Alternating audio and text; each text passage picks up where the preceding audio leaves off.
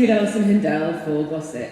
She said, it's so interesting having a middle-aged woman having a complete change of heart in it, and I don't think she's going to find that another man is the answer. And we went, ooh. And she also said the same thing to Woman's Hour, so they thought there was going to be a late life lesbianism storyline. But when she took this turn into ordination and this vicar stuff, all I've been able to think about is what Jonathan is going to say about it. Because Jonathan has done papers for us before. He did one on the Archers as rural ministry. And actually, when he did that one, and he wrote it up for the book, he became a minor celebrity, like in the Church Times and stuff. like really kind of a very niche academic art celebrity. But because we really wanted it to be on the Sunday, because it's like a Sunday service, but it's his busy day, he's had to send it over like this. So he's not here, but it's a film. So let's watch Jonathan. So you want to be a vicar.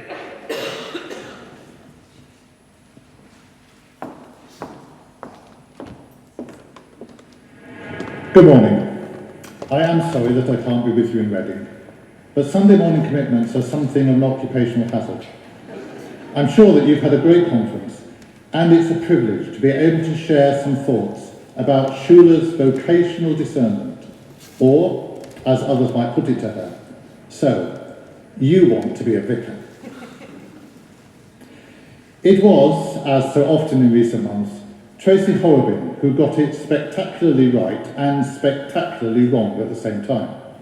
She went, you might recall, to see Shula about the putative haunting of Grey Gables. She expected the Reverend Shula to be able to deal with what she thought was a spiritual phenomenon, and of course she was wrong. Shula had at this stage merely indicated that she thought she might be called to ordained ministry. She had no experience and no competence in addressing the issues that Tracy was describing, and she had no way of working with Tracy, should she have thought it necessary, to speak to a diocesan exorcist. But in another sense, Tracy was right, and any listener who might have thought that Shula had a call to ordained ministry would have been disappointed with her.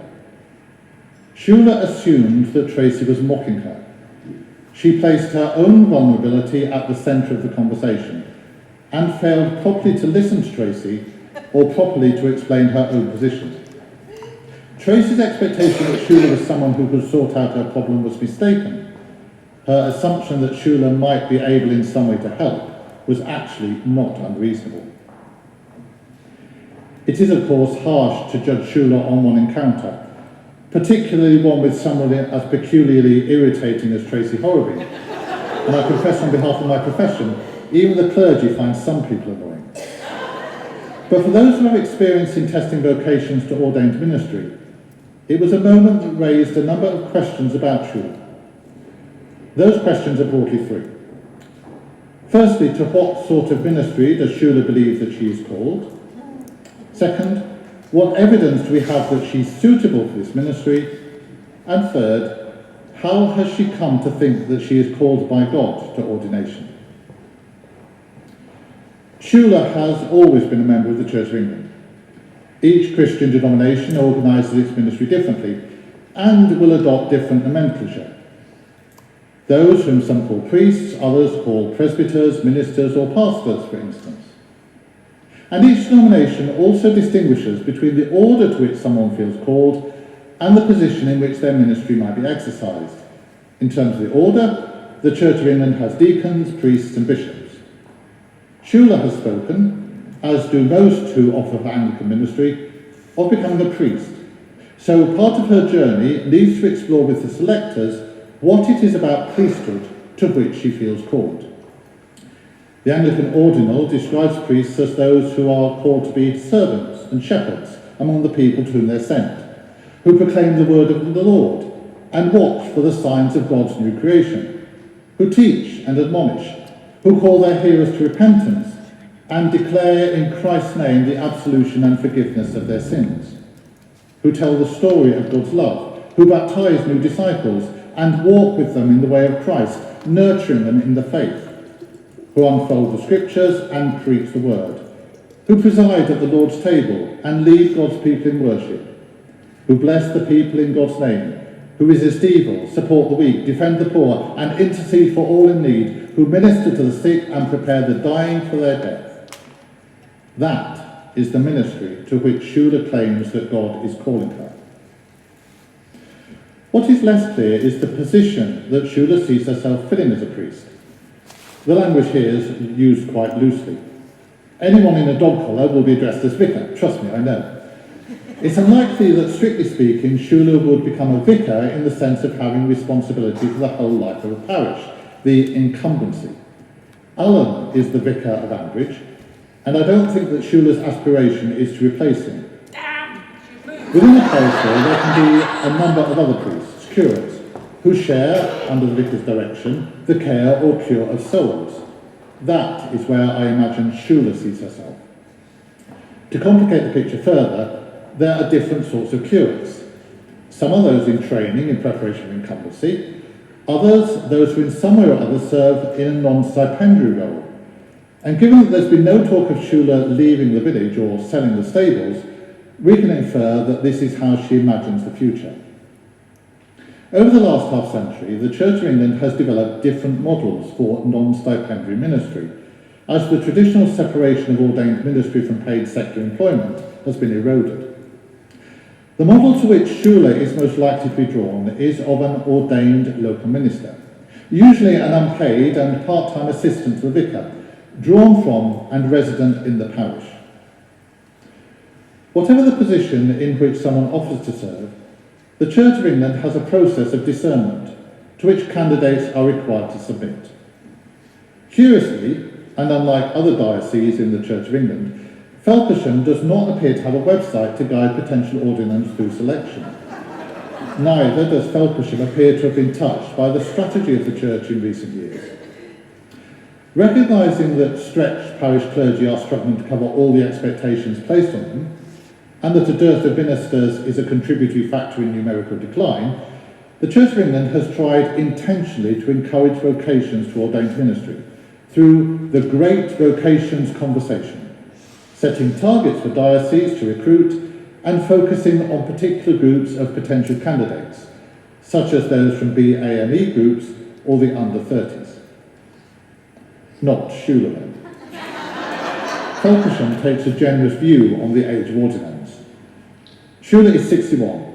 In some dioceses that would be an impediment, but not in Felpersham. So Shula can go to a bishop's advisory panel, for which at the time of writing she is preparing. The Bishop's Advisory Panel, or BAP, does what it says on the tin. It advises the bishop, whose decision it is, whether or not a candidate should be trained for ordained ministry.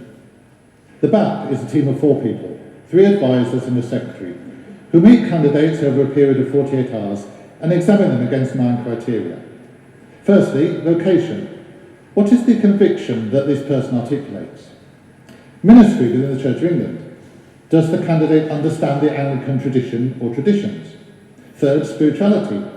Has this person a committed life of prayer? 4, personality and character. Is the person mature, self-aware and stable? 5th, relationships. How well does this person relate to others in a variety of contexts? 6th, leadership and collaboration. Can this person work in a team and take responsibility? Faith. How does she express what she believes?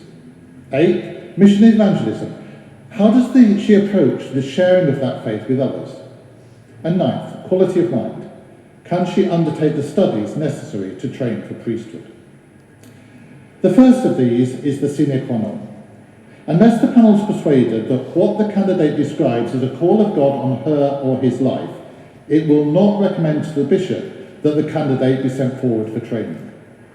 Were I an advisor, I'd want to hear much more from Shula on this count than a general discontent with her life as it is, or a desire to help other people. Questions will be asked about the other criteria also.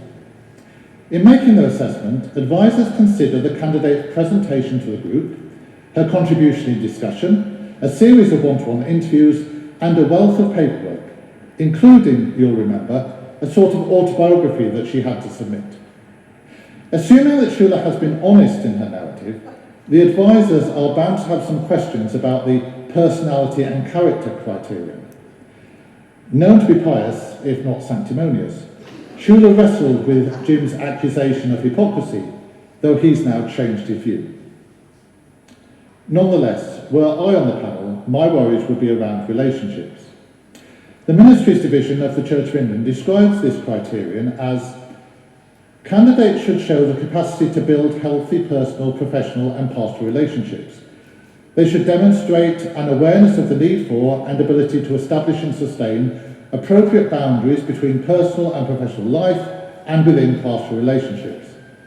They should be able to manage conflict and show an ability to negotiate difficult relationships. Candidates should demonstrate good interpersonal skills, the willingness to learn from experience, and a commitment to building inclusive relationships within diversity. They should show the potential to exercise effective pastoral care. Candidates must be willing to live within the discipline of issues in human sexuality." Unquote. The panel will not get Usha's take on Schuler's track record on inclusive relationships within diversity, or maintaining appropriate boundaries, or discipline in human sexuality. Questions will be asked about her marital status. Oddly, that she and Alistair are divorced is not a priori a problem. But were she still married to a divorcee, she would have needed the Archbishop's permission to proceed. So proceed she does. Bishop Stephen Platten defines the essence of priesthood as being there with people, not only in times of tragedy, also in times of joy, and, just as importantly, in the more mundane periods of people's lives. The encouragement that Schuler received from Freddie was about being good with people, and her claim to Alan was that she was thinking about others rather than herself. So perhaps Schuler is a suitable candidate for priesthood. But at the end of the day, that is not for me, still less for Tracy Horrobin to decide. We wait to hear from the Bishop of Felpershire.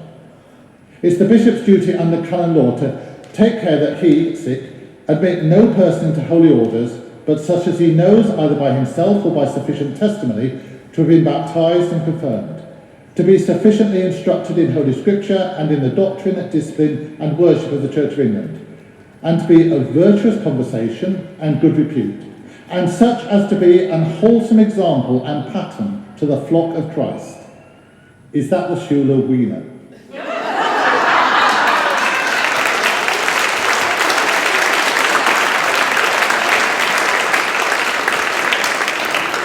It's so great to have that video from Jonathan. I think it's just lovely and so fitting for a Sunday. And of course when we programmed it and he said, actually I'm quite busy on Sunday, we're like, oh yeah, of course.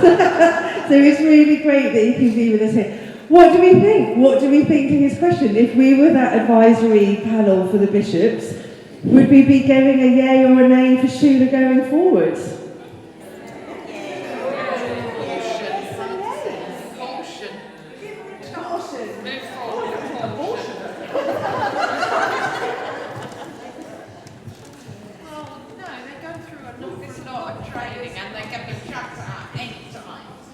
They can be chucked out any time, is that comment? Yeah, that was just what I was going to say. I want to say something actually. Which is, and I've talked to Mia about this quite a lot, who's a Catholic chaplain, who's had to go and... Mia. I'm bonkers, but I'm not that bonkers. About how faith is in the arches in general, and that was sort of what Jonathan's first paper was about. And I don't think it gets a particularly good reading, because it's all the sort of church year stuff melds into the village year, which is fine, you know, marking sort of, but I'm not sure that the people of faith are necessarily modelling, necessarily being the most ethical people around. I don't know what anyone thinks. Nick did all right. Yeah, that's a good point. Alan's was good. Alan's all right. And Clary goes. Alan's okay. Thanks.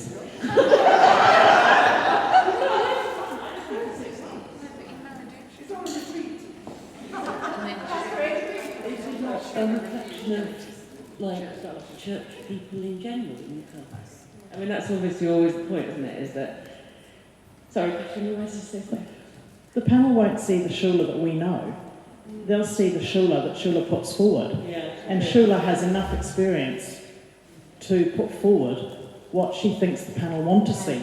But that's the key, because I think, and what people have been suggesting is it's quite hard. It's a bit like a PhD viva, right? You know, you might think you're prepped and you're ready, but at the end it's quite demanding. So does the mask slip? 'Cause I don't think Shula really is a particularly nice person. I don't know. Yeah. I think there's a real issue with this story now. It's going to be really difficult for them because it's written by English people. We don't do God.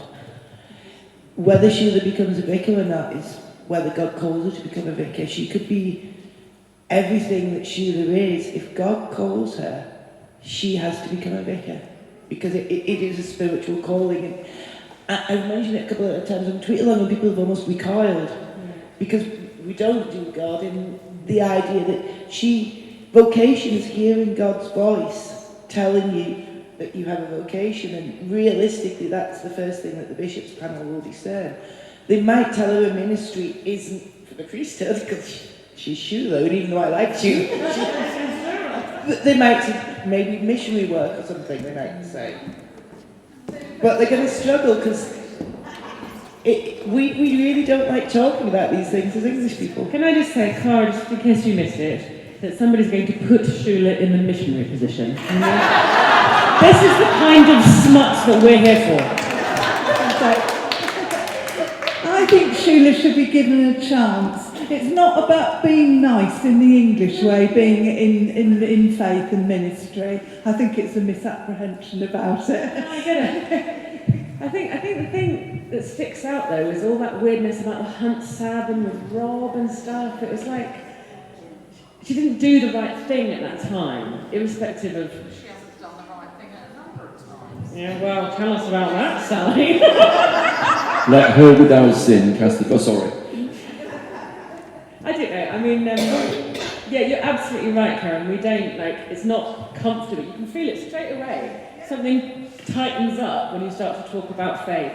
And I talk about this a lot with my mum, who is a practicing Catholic, and she's always, am I the Catholics? We've asked that before, but it's. I think you're right. In this culture, your faith is a private matter. So consequently, when you try to get it out for public consumption, it becomes weird quickly. But there is a public aspect to it as well, because Sheila made a promise before God to be married to Alistair. She made a bunch of promises, which she's subsequently gone back on, to me, that's the thing that sticks out, because it's the height of hypocrisy. And how is she going to even square that in her own mind, let alone to a panel of bishops, that she's got a divorce after having made these promises, and now she wants to, this is all about her, whereas the promises were for her and another person. I don't know. It's a really good point, and I know, and again, all that language doesn't feel comfy anymore, because, divorce is so much more socially acceptable than, I think, vocation in that way. Think of what would happen if she didn't pass this panel. And that's going to just kick in that midlife crisis again, isn't it? That she's trying for this thing, she felt this vocation, and she's been rejected for it. So she'll be left floundering on her own again, which is going to leave us with more Sheila talking about herself. Yeah, she's extraordinary. Sorry. I was just going to say, I think part of the difficulty as well is that how much do many of the people who listen to the Archers actually know about Church of England faith and what it really, really means? I mean, obviously, do you know what I mean? It's easy to say, because we think, somebody who's going to be a vicar ought to be nice, ought to be kind, ought to be whatever. My godmother's a vicar. Yeah. And I love her. And actually, I'm really very fond of her, but a lot of people would say she isn't nice. They would say that. She's judgy, or she's what? And they would find her too honest, probably. Which doesn't fit with your idea of a vicar. A vicar's more like Alan. But that... No, I'm a Catholic, remember? But, yeah. I'm slightly terrified of all priests. It's like the law. If you watch This Country, which I watched, because that's exactly where I grew up, the vicar there is amazing. Him him being tested. And you can see he just really wants to just go, oh, but he can't, and he's trying and struggling, and it's testing him so much. But he's keeping that resolve there, which I think is one of the biggest character traits you have to have in any kind of community role. And I don't see Julie as being that kind of person when she's tested to really have the mantle within her. No, it's an interesting one. I think the thing I feel with Shula is that we've never really seen her vocation as clearly as I feel like we should have done. I have two friends who've become vicars in the last 10 years, and it was really, they talked about it all the time. Yeah. And I know that she talks about quite a lot. But going back to the, yeah, she does. But I don't think it's in the right way. And I feel like, you know, you said about the Viva, I feel like sometimes, you know, some people do a PhD because they just want to be called doctor. Those people are twats. They are. That's one word. I have another one. But anyway, but yeah, I kind of feel she wants to be a vicar, but she doesn't necessarily want the stuff that goes with it in the same way that people who do a PhD just for the title don't, or try to do a PhD don't want the other stuff. Yeah, but I mean, doing anything for the title Mrs. I mean, God forbid, you know, like that doing anything because you want to be called that thing is the wrong motivation to do that thing, right? And you see it all the time, like. I mean, she's not explored her faith through taking a vow of silence.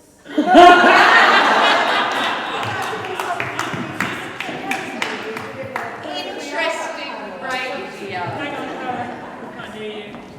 Basically, again, Cara is requesting a vow of silence on Shula's part. Sorry. I was going to say, I did work with somebody who started off this route whilst he was in office work.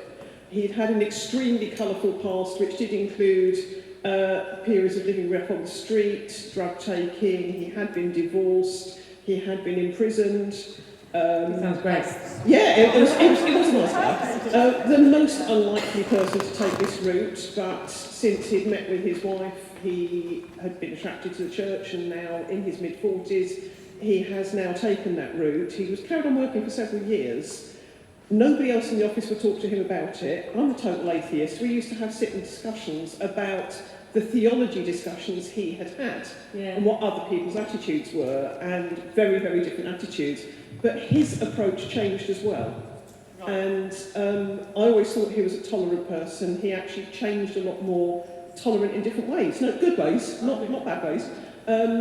But one of the things that they did do is he served in a non-stipendiary position in his own area for a little while, supporting the others. It was then necessary for him to move away and work somewhere else for 5 years. Which is what we're all hoping for with yeah. Shula, isn't it? But the person he is now is not the person who he was when he started the process. So there's two things in that. So there's the wonderful series Revd that was on that shows that really gritty inner city kind of ministry role, and I just thought that was beautiful. And the person you described to me sounds like the perfect person to go into any kind of community leadership role and to be absolutely fantastic. I am yet to see that Shula has any personal growth, any depth of her character that would lead her actually on that kind of journey either. I'd like to say that it's rare for professionals nowadays to live in the area where they work, and vicars are normally the only people who do. So that would be really testing for Shula. No, before you say anything, sorry, I'm going to just put in, because I'm getting nervous at the right time for this, and so I want to channel my inner Linda. Many of you, certainly for myself, tootle down to wherever the next conference is, find out where the place is, go there, get told what to do, have fabulous speakers. Those of you that are still here, thank you very much. And I know, because I used to do this, organised conferences is not easy. Now, when I said I used to do this, I had a team of 4 people. I had somebody who used to sit at the front with the timings. I had somebody to organise the pressing of the buttons. I just signed it all off. They connected with the speakers. I just okayed them. You're very important and impressive. Stop it. Stop. I'm still channeling Linda. So can I just say that these 2 people are amazing. Yeah.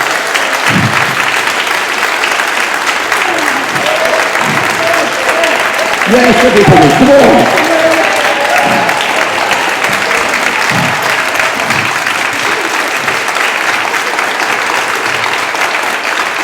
Thank you. Can I also say, there's another very subtle difference between what I used to do with my team of 4 and what these 2 people do, and that is that we used to make a profit.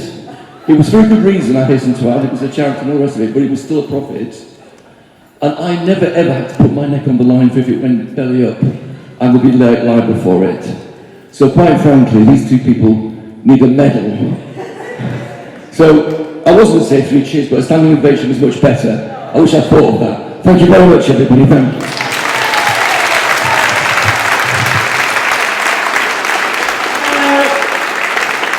When we did the bit yesterday, and we were like, stand up, have been with us from the beginning and all that, God forbid. I mean, the best things in life are free, and the second best are really expensive, and that's, we don't do it for the bloody money. We do it because we've found so much curiosity, generosity, and joyfulness in this gang, and sometimes people come for a bit and are like, they don't return, and that's fine. Their right of exit. But the people that stick with us have become real friends over the years, and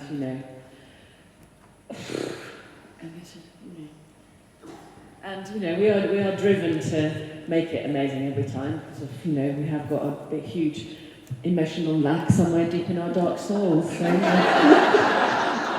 but this basically, thank you, Michael. This is basically closing proceedings for Academic Archers 2020.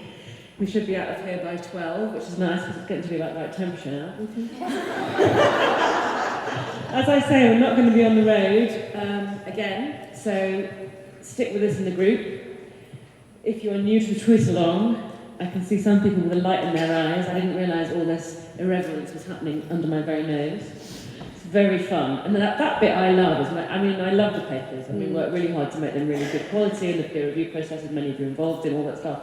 But it's such a weird thing that when you're listening to the show, tweeting along a bit, wandering about, hearing other people laugh, it's so nice, isn't it? I think people should meet up for the omnibus rather than go to church.